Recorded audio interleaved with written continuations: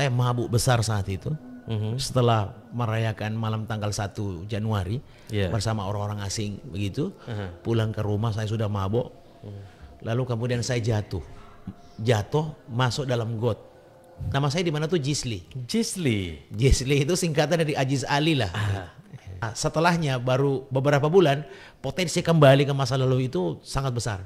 Sehingga saya tidak putus berdoa, ya Allah, saya ingin menikah. Baik, pemirsa, di hari ini kita akan bicara tentang salah seorang tokoh. Tokoh ini adalah tokoh pendakwah di Gorontalo. Tapi ada profiling yang memang benar-benar membuat saya agak kagum karena beliau ini besar dari sebuah daerah. Meskipun beliau adalah orang Gorontalo, tapi beliau ini lahir di salah satu tempat, yakni kota cobaan menurut kita yang ada di Sulawesi ya. Nah, kita akan menyalin beliau. Assalamualaikum Ustadz. Waalaikumsalam warahmatullahi wabarakatuh. Kabar baik ya Ustadz ya? Alhamdulillahirabbil alamin. Nah, saya menarik sekali mendengar ada sebuah kisah tentang perjalanan dakwah Ustadz yang saya ingin coba tahu dan juga ingin sampaikan kepada netizen. Kira-kira dari kapan Ustadz mendalami profesi sebagai pendakwah ini? Ya. Bismillahirrahmanirrahim. Assalamualaikum warahmatullahi wabarakatuh. Alhamdulillah, salatu wassalamu ala rasulillah wa ala alihi wa sahbihi wa mawala amma ba'd. Mas Aril dan pemirsa dan pendengar Ruang Aspirasi Gorontalo dimanapun berada. Jadi saya ingin memulai menjawab pertanyaan ini dengan mengatakan nothing is impossible. Tidak ada yang tidak mungkin. The impossibility is the possibility itself. Ketidakmungkinan adalah kemungkinan itu sendiri. Bagi Allah, apalagi kalau kita melibatkan Allah Subhanahu wa taala dalam hidup kita, tidak ada yang tidak mungkin. Apa yang tidak mungkin Allah lakukan. Saya mulai ceramah tahun 98. Mas Aril, waktu itu saya bergabung dengan kawan-kawan di satu partai. Partai, saya sebut saja Partai Keadilan Sejahtera ya. Saya sudah tinggal di Limboto saat itu. Ya, setelah bermigrasi dari Manado, tempat kelahiran saya, Manado. Tahun 96 saya menikah. Lalu saya masih bolak-balik Manado Gorontalo, Gorontalo Manado. Dan bukan 98, 2008 maksud saya ya. 2008 itu saya mulai ceramah. Jadi 96 saya menikah, 97 98 itu saya masih bolak-balik. Saya masih sempat berbisnis dengan bisnis yang tidak besar juga di Manado itu pada era krisis moneter 97 98 dan sempat membawa saya ke negeri Filipina. Saya banyak berjalan di kota-kota besar di Filipina, khususnya di Filipina Selatan. 98 sampai tahun 2000. Setelah itu tahun 2000 saya sudah resmi pindah Gorontalo. Jadi saya bermigrasi secara resmi. Sungguh-sungguh berpindah. Saya membawa semua peralatan rumah tangga saya dari Manado ke Gorontalo itu tahun 2000. Nah, 8 tahun tinggal di Gorontalo, saya sudah memulai naik panggung mimbar untuk khotbah. Tapi waktu itu saya khotbahnya masih membaca teks. Bagi saya, belakangan saya berpikir khotbah dengan membaca teks itu tidak akan lebih efektif daripada saat kita berbicara di atas mimbar sambil kita menatap audiens atau pendengar jamaah, gitu ya. Nah, pada tahun 2028, 1 tahun sebelum pemilu 2009, saya ditugaskan oleh Ketua Partai Keadilan Sejahtera saat itu di Limboto untuk memulai dakwah saya di Kecamatan Telaga. Waktu itu beliau mengatakan bahwa Ustadz itu harus nomor 1 untuk nyalon di 2009. Kita hanya punya waktu 1 tahun 2008 dan 2009. Memulai kegiatannya sejak 2008 untuk menyongsong pemilu 2009. Saya diminta untuk menjadi calon nomor 1 dari daerah pemilihan Telaga Group waktu itu, Telaga CS. saya pun menuruti itu karena memang di PKS itu diajarkan prinsip sami'na wa ata'na, mendengarkan dan mentaati. Nah, mulailah saya mencari-cari orang yang bisa ikut kajian agama ya, majelis-majelis taklim begitu. Iya, iya. Nah, alhamdulillah saya dapat 2 orang, 3 orang saya memulai. 7 orang, 8 orang berkembang terus jumlahnya, bahkan makin lama titik ini makin berkembang, bukan cuma 1 titik tapi ada 2 titik, 3 titik dan seterusnya.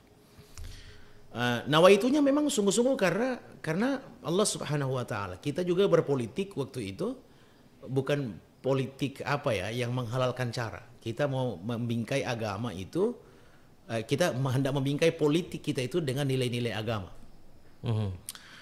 Nah, mulailah dakwah saya itu saya lakukan, dan alhamdulillah di 2009 saya pun jadi calon. Tapi ada yang menarik, Mas Ariel.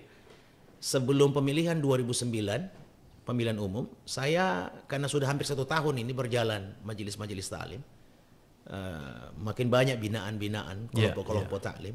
Tiba-tiba ada salah seorang anggota majelis taklim yang bilang ke saya, meminta saya untuk mengisi ceramah takziah. Wow. Disinilah pertama kali saya mulai ceramah. Disinilah pertama kali mulai takziah ya? Takziah, ceramah takziah.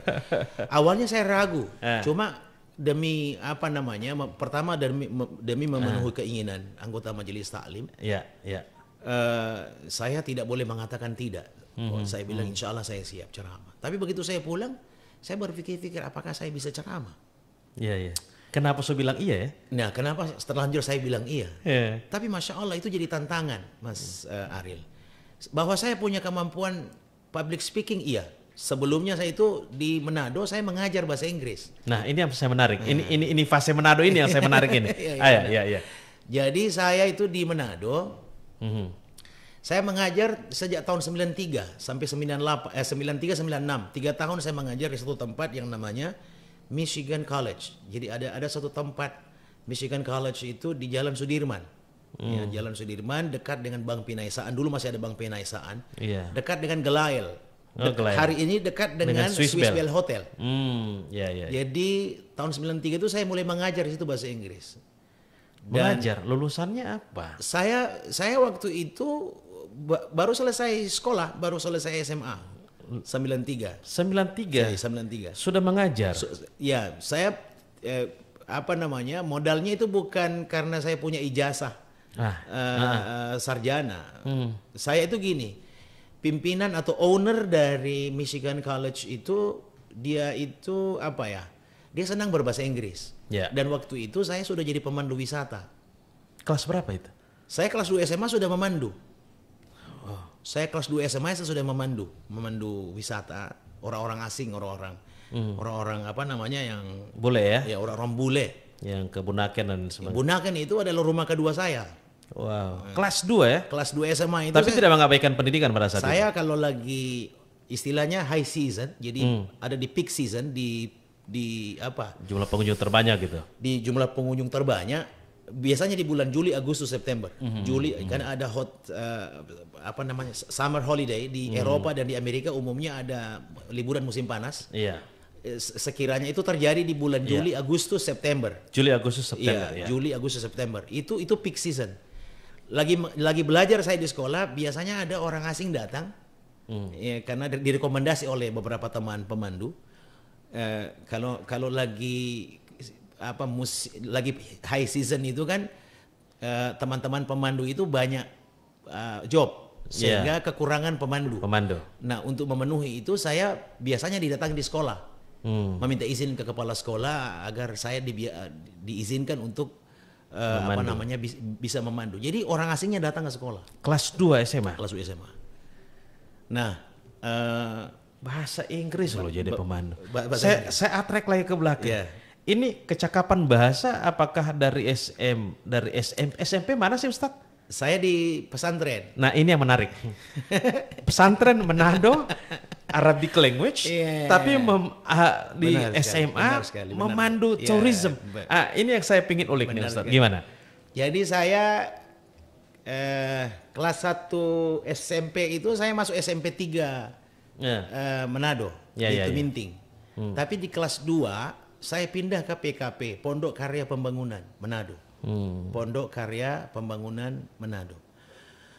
Mas Ariel, saya begitu masuk di pesantren saya senang bahasa Arab. Saya senang bahasa Arab, senang sekali saya bahasa Arab. Tapi pada perkembangannya di kelas 2 Sanawiyah itu sekolah itu tiba-tiba membuat semacam program duta bahasa, dalam hal ini bahasa Inggris. Jadi mereka menyeleksi dari kelas 1 Sanawiyah sampai kelas 3 Aliyah itu 20 orang saja yang dipilih, yang diseleksi untuk menjadi duta bahasa Inggris. Kalau bahasa Arab memang sudah jadi bahasa konsumsi sehari-hari ya. Kita bangun tidur sampai tidur lagi sudah pakai bahasa Arab. Dari kelas 1 Sanawiyah sudah diajarkan wajib berbahasa Arab, apalagi sudah sampai di kelas 3 Aliyah. Tapi yang menarik saya di kelas 2 Sanawiyah itu diseleksi dan lulus. Masuk di 20 besar orang yang menjadi duta bahasa Inggris. Jadi semacam grup percontohan lah. Kelompok percontohan agar kemudian menjadi teladan bagi siswa-siswa yang lain, bahkan pada generasi-generasi selanjutnya. Nah, saya masuk di 20 besar itu. Dari situlah saya mulai senang belajar bahasa Inggris, dan saya bersyukur saya mendapatkan guru yang sungguh-sungguh bagi saya itulah guru terbaik. Kita punya banyak pengalaman belajar bahasa Inggris sekian lama tapi tidak bisa ngomong Inggris juga. Saya kira di antara penyebabnya karena gurunya kurang disenangi lah begitu ya. Saya bersyukur saya dapat guru yang sungguh-sungguh memahami keadaan kita para muridnya saat itu. Dari sana kemudian saya mulai perlahan tapi pasti meninggalkan bahasa Inggris. Di pesantren itu memang kita diwajibkan 1 dari 2 bahasa. Kalau bukan pakai bahasa Arab ya pakai bahasa Inggris. Alhamdulillah setelah senang awalnya di bahasa Arab, saya berkembang pada perkembangannya menjadi lebih senang berbahasa Inggris. Dari situlah kemudian kita dilatih. Cobaan ilmu ini luar biasa, luar biasa. Dari madrasah terus memandu orang-orang yang pakai bikini dan lain sebagainya. Ini yang menarik menurut saya ini keteguhan iman ini yang ingin saya ulik. Lalu kelas 2 ya. Kelas 1 SMA saya sudah masuk sekolah umum, bukan lagi di PKP, bukan lagi di pesantren. Saya sudah masuk di umum SMA di Manado. Dan disitulah itu di kelas 2 SMA itu orang-orang asing datang. Orang-orang asing datang minta agar saya bisa memandu di SMA. Saya sudah sekolah umum itu di SMA Garuda. Ajis Ali yang didatangi. Emang di Manado ini cuma ada Ajis Ali gitu yang didatangi. Kebetulan kita ada klub kita namanya REC. Jadi saya salah satu inisiatornya, pendirinya. Dari sekian beberapa orang teman, kita berinisiatif membentuk satu komunitas berbahasa Inggris yang belakangan berfungsi juga sebagai kelompok pemandu wisata. Dan alhamdulillah membantu berkontribusi terhadap pariwisata di Sulawesi Utara. Karenanya kita belakangan diminta jadi mitra resmi pemerintah Sulawesi Utara, Dinas Pariwisata Sulawesi Utara untuk jadi mitra. Namanya REC, Rolling English Conversation Club. Jadi klub berbahasa Inggris, klub percakapan bahasa Inggris rolling itu berputar-putar. Maksudnya berputar-putar itu setiap anggota diwajibkan untuk keliling-keliling daerah sekitar Jumbo itu di Manado untuk nyari orang asing, untuk dibawa ke satu tempat pertemuan kita di Jalan Pierre Tendean di Boulevard saat ini. Bahu ya? Dari Jumbo itu Polres Kota Manado, Polres Kota. Nah di dekat Polres Kota itu ada beton panjang itu di Boulevard. Nah, di situ kita duduk biasanya di situ dengan orang-orang asing. Itu tiap malam. Nah dari situlah kemudian untuk apa orang asing di situ diajak? Kita senang aja. Kita itu kelompok pemandu. Awalnya memang semangatnya hanya untuk menciptakan satu komunitas berbahasa Inggris. Tapi lama-lama kemudian dianggap penting kehadiran kita, maka kemudian berubah fungsi selain sebagai klub percakapan bahasa Inggris pun bisa berfungsi sebagai kelompok orang-orang yang bisa memandu, yang bisa membantu pemerintah Sulawesi Utara untuk memandu orang-orang asing. Nah dari situ kemudian saya walaupun bukan sarjana, Mas Ariel, oleh apa namanya oleh pimpinan lembaga kursus yang saya bilang tadi, Michigan College, itu beliaunya senang datang ke situ, ke tempat berkumpulnya kita. Mungkin dia lihat saya orang yang paling aktif kali ya. Walaupun saya bukan sarjana, saya diminta untuk datang ke tempat usahanya itu, sekolah bahasa Inggrisnya. Apa namanya? Michigan College. Nah, pesan itu pun disampaikan bukan langsung ke saya, tapi lewat saudara saya, lewat teman saya, anggota dari Rolling English Conversation Club itu. Nah, 3 hari kalau nggak salah saya itu diminta untuk datang, saya tidak pernah memberi respon positif. Iya. Tapi karena saya didesak oleh saudara saya, oleh teman saya itu, akhirnya kemudian saya datangi juga. Sejak saya datangi itu, hari itu saya datang, hari itu juga saya diminta mulai mengajar. Alhamdulillah saya mengajar 3 tahun di situ, dan tidak sedikit yang sarjana justru. Ada yang bahkan dosen bahasa Perancis loh. Iya. Yang ada di kelas saya. Ya, kelas 2 SMA didatangi oleh owner Michigan, memiliki kelompok. Waktu itu saya sudah selesai sekolah. Selesai sekolah ya? Ya, lulusan SMA ya. Lulusan SMA, cikal bakalnya dari pesantren, jadi pemandu wisata, rumah kedua Bunaken, didatangi oleh Michigan College ownernya, dan sudah langsung digaji di situ. Langsung dikasih gaji. Ini kan rempah-rempah kehidupan ini kerasa sekali di Anda ya. Tapi Ustadz ketika setelah itu memutuskan, ini kan sudah Pak Doi menjadi pemandu wisata, kenapa tidak terus di situ aja? Kenapa memilih dakwah ini? Ini yang menarik ini. Apalagi di kota cobaan menurut saya. Kalau di sana mah ya kalau ada doi ya paling kita ke klub, naik klub dan lain sebagainya gitu. Masih muda lagi, belum nikah. Belum nikah ya saat itu Ustadz ya? Belum nikah. Umur 17 tahun, 18 tahun lah waktu itu. Jadi Mas Ariel, saya bersyukur tiba-tiba saya menyadari ini bukan hakikat hidup yang saya inginkan. Uang saya banyak. Iya. Saya di samping mengajar di Michigan College itu, saya juga mengajar di Bandara Samratulangi. Wow. Ya, kalau ada senior mungkin banyak yang sudah pensiun ya. Itu mengenal saya itu sering datang secara berkala di Bandara Samratulangi itu mengajar manajemen Garuda. Garuda di sana? Yang di bandaranya ya, yang berhadapan langsung dengan Masya tamu. Allah. Terus ada ground handling, penerbangan Silk Air, namanya PT JAS, Jasa Angkutan Semesta. Itu penerbangan langsung Manado Singapura. Semua karyawan-karyawatinya saya diminta untuk mengajari bahasa Inggris, ya. Terus di saat yang sama saya juga dikontrak menjadi penerjemah resmi dari funding Kanada namanya SIDA, Canadian International Development Agency. Saya menjadi translator di situ 1 tahun kurang lebih. Saya menjadi translator. Saya dibayar juga dengan uang yang tidak sedikit begitu. Lalu di saat yang sama saya masih memandu. Jadi singkatnya uang saya banyak. Iya. Uang saya banyak, saya masih single. Iya. Hidup di Manado, coba bayangin. Iya. Jadi memang Masya Allah. Dunia malam jadi masa-masa kelam hidup saya itu di situ. Jadi uang saya banyak tapi habis percuma, jadi sia-sia. Jadi saya hambur-hamburkan uang itu di usia saya yang masih sangat muda, di kehidupan malam di Manado. Pernah juga ya Ustadz ya? Iya. Terjebak di situ juga? Lingkungan pergaulan saya yang mendukung saya ke arah itu.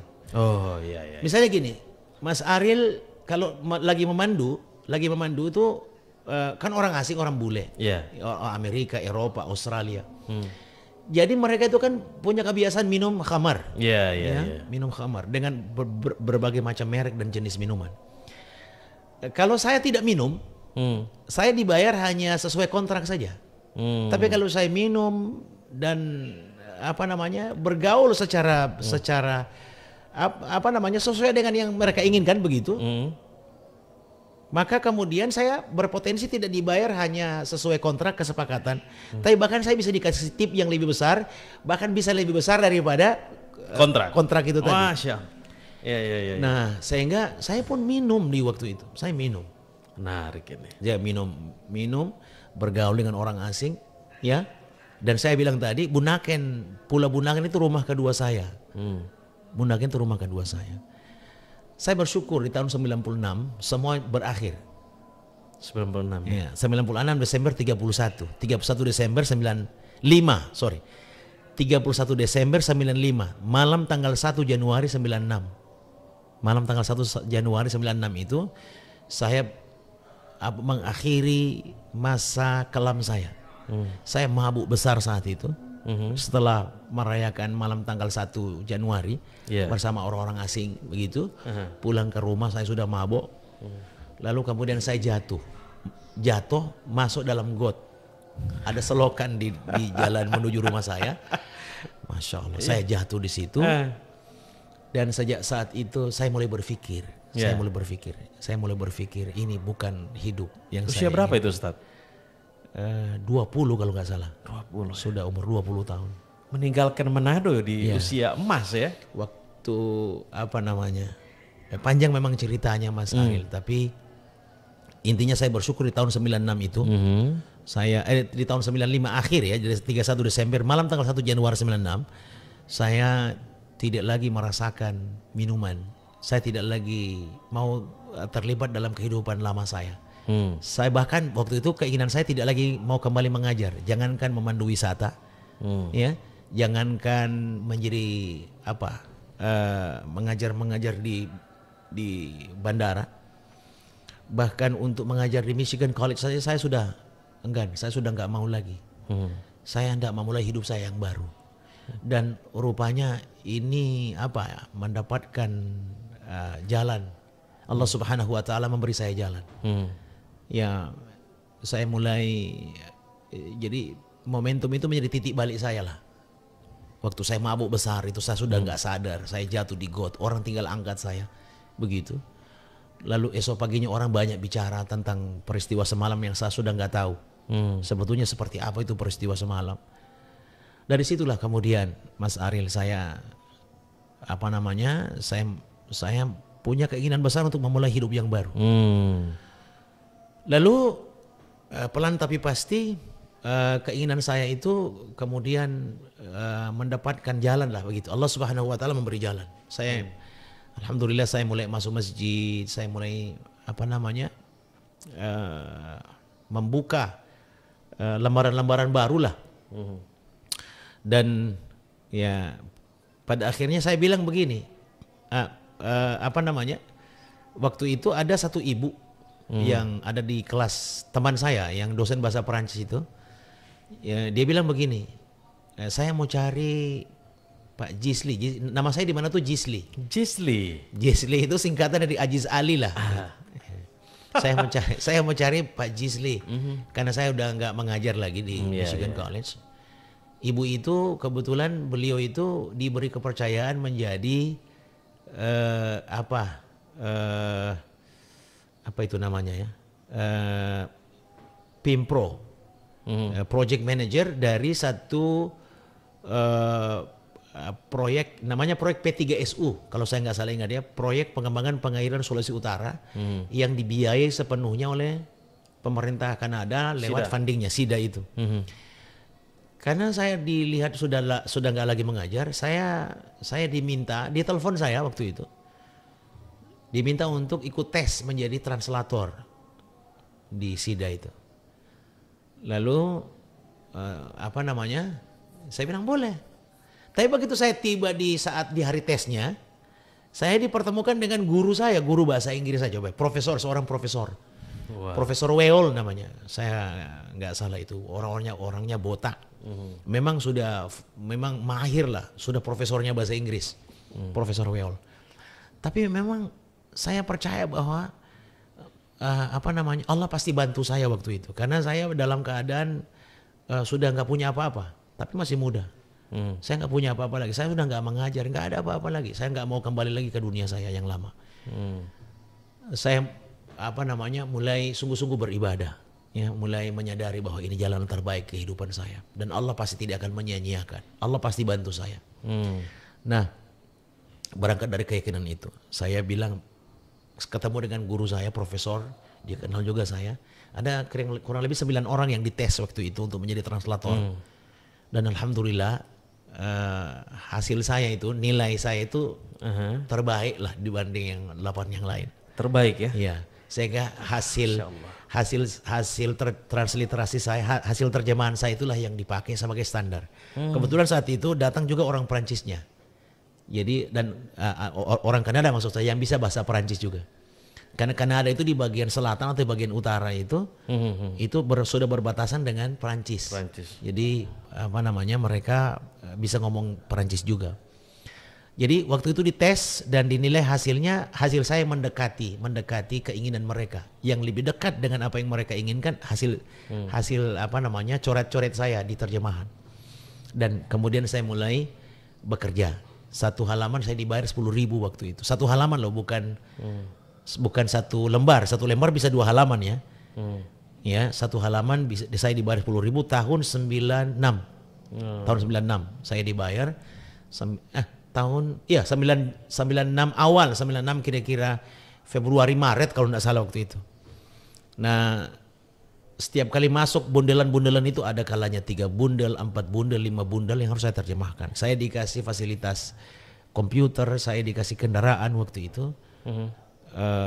Sungguh-sungguh bekerja hanya untuk menerjemah saja. Saya betul-betul direkrut hanya untuk menjadi penerjemah.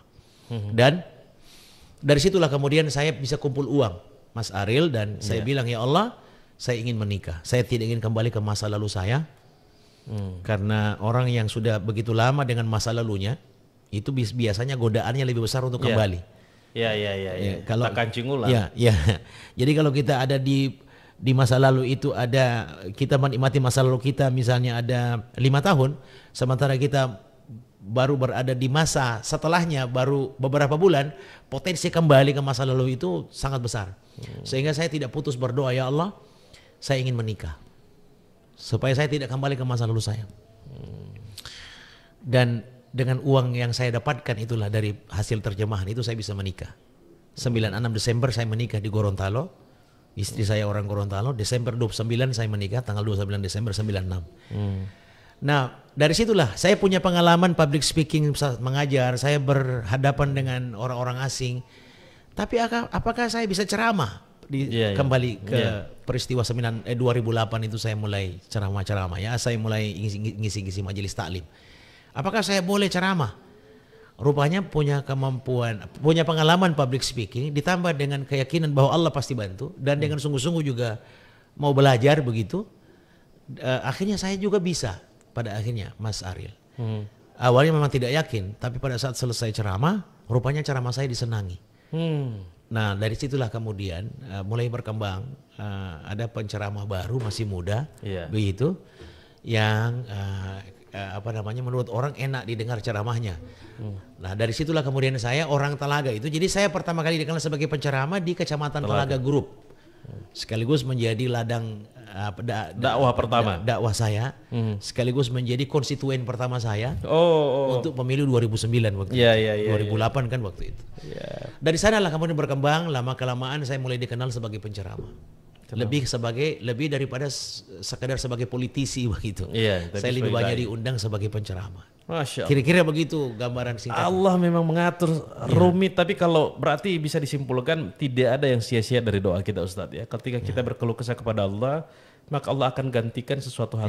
Karena saya melihat bahwa hari ini Ustadz dari runut peristiwanya, dulu memandu wisata di aliran kiri ya. Mungkin di aliran-aliran orang yang mungkin syahwatnya kelihatan dan lain sebagainya. Tapi hari ini Ustadz memandu wisata justru bukan lagi ke mana, tapi ke tanah suci lebih. Masya Allah. Dan itu gantinya dahsyat luar biasa. Hari ini Ustadz di pemandu wisata Rim Tour ya? Iya, alhamdulillah. Saya pembimbing ibadah di Rim Tour and Travel, alhamdulillah bersertifikat. Saya bersertifikat nasional. Jadi saya memandu punya SIM. Begitu ya? Iya. Benar sekali. Jadi awalnya saya memandu orang asing. Iya. Dengan segala dunia gelapnya begitu. Betul. Ya, saya nggak perlu cerita lah bagaimana, apalagi kalau datang ke Bunaken lihat pemandangan di Bunaken seperti apa. Betul, kan? betul. Sementara Bunaken itu my second home waktu itu, rumah kedua saya. Rumah kedua saya. Dahsyat ya. Apa namanya?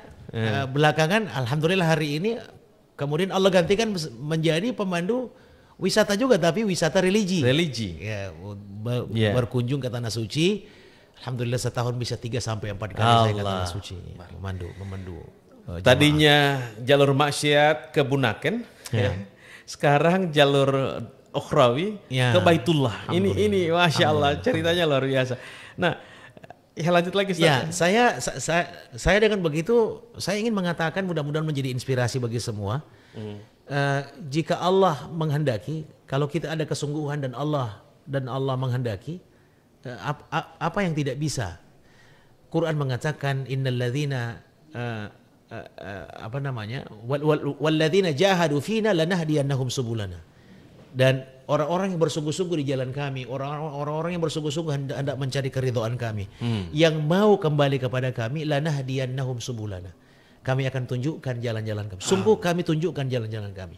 Jadi kalau kita ada keinginan yang kuat, maka Allah pasti kasih jalan. Ya, siapapun kita. Dan cerita di zaman para sahabat juga itu banyak menginspirasi saya. Sahabat sekelas Abu Bakar As-Siddiq, Umar bin Khattab itu bukan yang tidak punya masa lalu. Rata-rata orang-orang yang dijamin Allah masuk surga itu 4 diantaranya Khulafaur Rasyidin, Abu Bakar, Umar, Utsman dan Ali, semuanya punya masa lalu. Sebelum Islam datang itu misalnya Abu Bakar As-Siddiq itu pemabuk. Nah, jadi Abu Bakar yang pemabuk, yang kalau dia mabuk bukan cuma minum biasa, dia mandi dalam tempayan arak. Belakangan dia dijamin masuk surga oleh Allah Subhanahu wa taala. Dalam satu kisah dijelaskan Abu Bakar itu pernah sholat dalam keadaan mabuk. Jadi perintah sholat sudah datang tapi larangan khamar belum turun.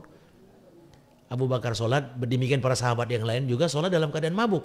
Maka turunlah ayat ya ayyuhalladzina amanu la taqrabus shalah wa antum sukara hatta ta'lamu ma taqulun. Wahai orang beriman, jangan kalian mendekati sholat padahal kalian lagi mabuk hingga kalian tahu apa yang kalian baca. Rupanya karena lagi mabuk, nggak tahu lagi apa yang dia baca, sehingga kemudian sholatnya jadi ngawur. Akhirnya turunlah ayat itu. Nah, apa yang dilakukan sahabat setelahnya? Mereka mendekati sholat tidak minum. Nanti setelah sholat baru minum. Karena ayat pelarangan tentang khamar itu belum datang secara sempurna, ya. Ya ayyuhalladzina amanu innamal khamru wal maisir dan seterusnya, ya. Rijizun min amali syaitan fajtanibuhu la'allakum tuflihun. Wahai orang beriman, yang namanya judi, innamal khamr, yang namanya khamar, berjudi, mengundi nasib dan berhala, rijizun, najis di atas najis. Itu ayat yang terakhir yang turun. Fajtanibuhu, hindarkan dia daripadamu atau jauhkan diri kalian daripadanya, la'allakum tuflihun, supaya kalian beruntung. Barulah kemudian sahabat tidak lagi minum. Tapi sebelum ayat ini turun, hatta orang sekelas Abu Bakar yang imannya, dalam satu hadis dhaif dijelaskan, seandainya imannya Abu Bakar ditimbang dengan imannya seluruh orang beriman di muka bumi, ini saya imannya Abu Bakar timbangannya akan lebih berat.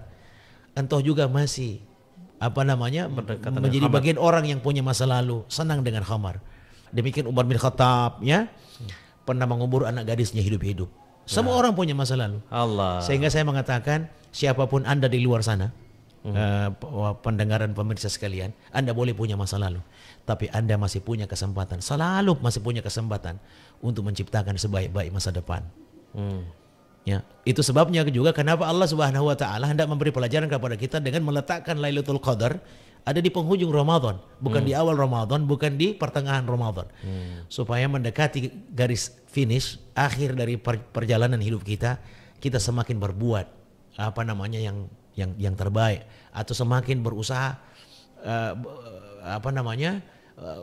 berbuat kebaikan demi kebaikan. Bahkan kalau boleh ritme beribadahnya itu makin lama makin tinggi. Karena kalau kita mulai Ramadan kita dengan semangat yang standar, masuk di pertengahan Ramadan mulai meninggi ritme beribadahnya, puncaknya kemudian kita berkompetisi memperebutkan kemuliaan 1000 bulan di penghujung Ramadan. Saya kira itu gambaran juga bahwa mudah-mudahan orang boleh datang dari berbagai latar belakang di masa lalunya, tapi insya Allah di penghujung hidupnya dia husnul khotimah. Amin. Yang menarik adalah tidak ada yang tidak mungkin ya. Kalau kita menuju ke jalan Allah, maka Allah akan memandu dan juga membimbing kita ke arah yang lebih baik. Dan Allah akan tukar gitu. Benar sekali. Apa yang kita khawatirkan hilang, Allah tukar dan dahsyat luar biasa. Ustaz, di menit terakhir, quotes-nya kira-kira dari dinamika hidup ini dan juga dengan perubahan, jaminan Allah dan juga dengan teguhnya hati kita, apa yang disampaikan? Syarru la yadum khairun min khairin la yadum. Keburukan yang berhenti itu, kejahatan yang berhenti, pelakunya tobat, lebih baik di mata Allah daripada kebaikan yang berhenti. Orang baik berhenti berbuat baik, buruk di mata Allah, daripada orang jahat berhenti dari kejahatannya. Pelaku kejahatan yang tobat lebih baik di mata Allah daripada pelaku kebaikan tapi berhenti dari kebaikannya. Lebih baik menjadi mantan penjahat daripada mantan orang baik. Mantan orang baik predikatnya jelek sekali. Tapi mantan penjahat itu mulia di mata Allah Subhanahu wa taala. Kadang pendosa yang menyesali dosa-dosanya itu lebih dicintai Allah daripada ahli ibadah yang bangga dengan ibadahnya. Siapapun Anda di luar sana, siapapun kita, kita semua punya dosa, kita semua punya kesalahan di masa lalu. Kata Nabi, kullu bani Adam khata wa khairu khata'ina tawwabun. Sebaik-baik setiap anak Adam pasti ada salah, pasti ada dosa, dan sebaik-baik manusia bukan yang tidak pernah bersalah, bukan yang tidak pernah berdosa, bukan yang tidak punya sisi gelap dalam hidup, bukan yang tidak punya masa lalu, tapi sebaik-baik manusia mereka yang pernah bersalah lalu bertobat dari kesalahannya. Itulah manusia terbaik. Saya kira itu mudah-mudahan menginspirasi. Sangat menginspirasi. Sekali lagi terima kasih waktunya Ustadz, untuk waktunya dan juga sharing. Mengenal Ustadz Ajis Ali ini menarik sekali. Dan yang paling menarik juga dari beberapa kutipan-kutipan beliau adalah bertaubatlah, dan juga mari kita isi hari-hari kita dengan penuh keberkahan menuju jalan Allah. Ingatlah, setiap ada kesulitan pasti akan ada kemudahan di balik itu semuanya. Yang penting kita berusaha dan terus berusaha dan mengharapkan ridho dari Allah Subhanahu wa taala. Ingat, kalau manusia sudah tidak mendengarkan curhatanmu, ada tanah dan juga sujadah yang akan menantikan sujudmu dan taubatmu. Allah merindukan kita. Terima kasih. Assalamualaikum warahmatullahi wabarakatuh. Assalamualaikum warahmatullahi wabarakatuh.